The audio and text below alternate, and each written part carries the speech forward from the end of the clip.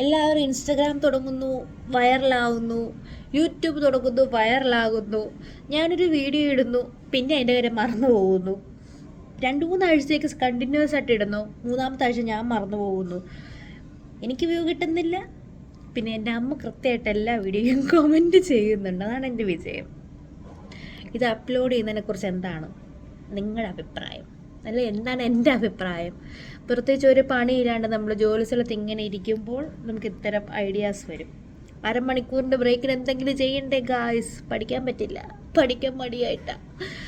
Semester തുടങ്ങിയതല്ലേ ഉള്ളൂ, ഒരുപാട് പഠിക്കാനുണ്ട്.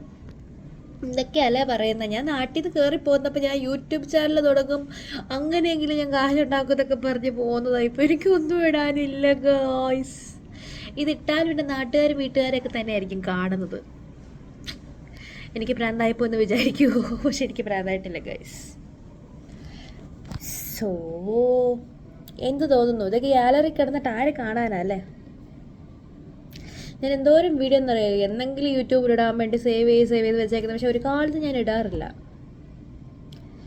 എൻ്റെ കൂട്ടുകാരല്ലേ ഇത് സബ്സ്ക്രൈബ് ചെയ്ത സ്ഥിതിക്ക് ഞാനിതിട്ടാൽ അവർ കാണും എന്നുള്ള നാണക്കേട് ഞാനിതിൽ പിന്നിൽ ഓർക്കുന്നു. പിന്നെ എൻ്റെ ജെറി, ചിലപ്പോൾ എൻ്റെ മെൽ ബ്രോസ്, അവരൊക്കെ ഇത് കാണുമായിരിക്കും. സാബിക്കാക്ക് കാണുമോ? ജിലു കാണുമോ?